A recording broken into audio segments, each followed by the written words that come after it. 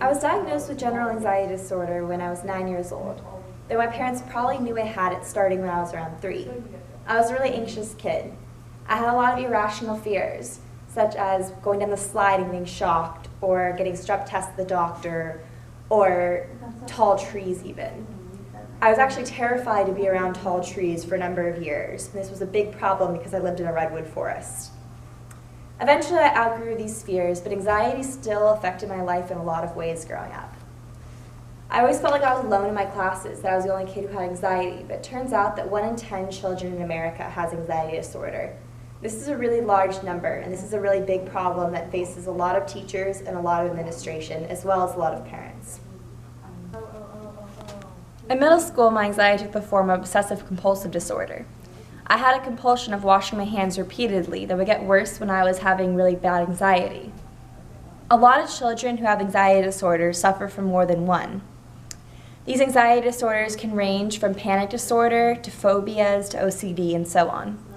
All these disorders can hinder a child's success at most anything they do, but school is among the most important.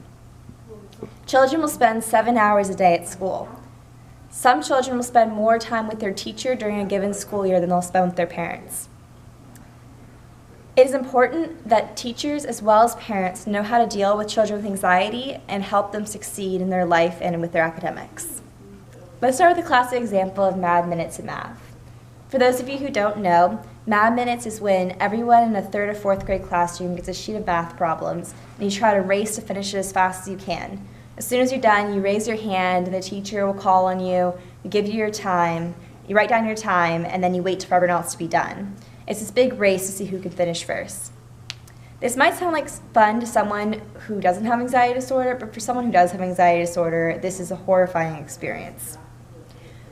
I can tell you the first time I had an anxiety attack was during Mad Minutes in 4th grade. I remember sitting there doing my work, and all around me I heard times being shouted, and I just started to hyperventilate a little bit. And I looked at my problem, I figured out how many more problems I had left, how much time it was taking people to finish, how many people were still left in the classroom. I was calculating this all in my head, trying to figure out if I was going to be the last one done. This probably should have been a tip-off about my OCD. Anyway, I started to hyperventilate. I had to leave the classroom. I didn't get to finish. I had to go to the office for a little while. And this was my first charted anxiety attack I had in school. And not only did this really negatively affect me emotionally, but it really hindered my academic performance because I couldn't do Mad Minutes because it was too stressful for me to be under this time constraint.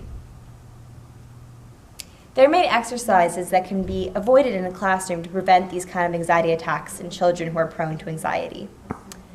Another big thing that children with anxiety have an issue with is social interactions.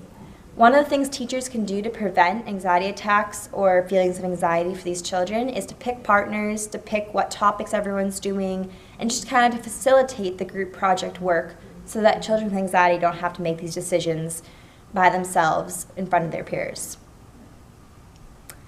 Little things like assigning children partners in class, choosing where they'll sit, and assigning groups topics can help children with anxiety in social interactions and also help them succeed academically.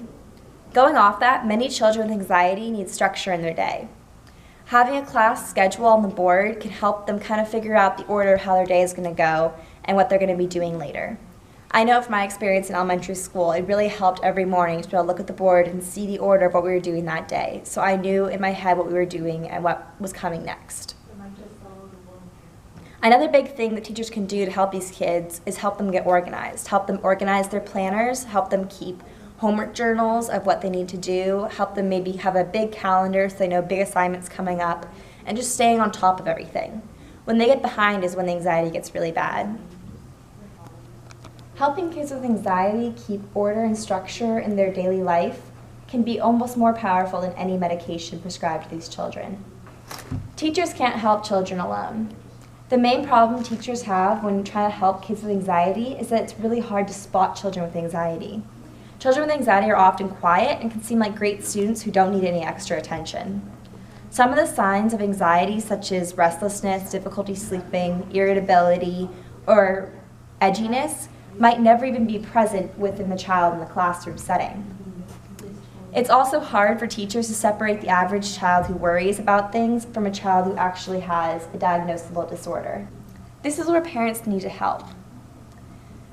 If parents notice any of these symptoms their children are having, and they think they might have an anxiety disorder, these are the things they should do to help. First, they need to talk to their children. Continual communication between the child and the parent is among the most important thing a parent can do.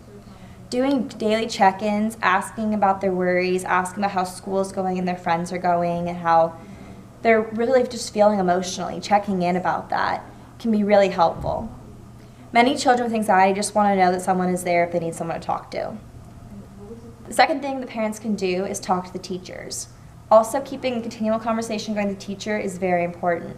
They should be talking to the teacher about big upcoming assignments, and so they know what's going on in the child's academic life, and they can help them out at home with this.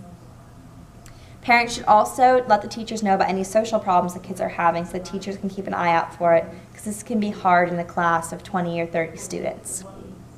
The third thing you can do is get outside help. Some children with more severe anxiety disorders, such as panic disorder or OCD, might need medication in order to succeed academically. Parents should make sure to see a psychiatrist or psychologist to treat the child so it's not just in their hands. There's no quick solution to helping children with anxiety. For many, these children will have an ongoing problem throughout their life. The main thing is going to be learning how to cope with it and learning strategies to deal with it so it doesn't affect them later on as an adult.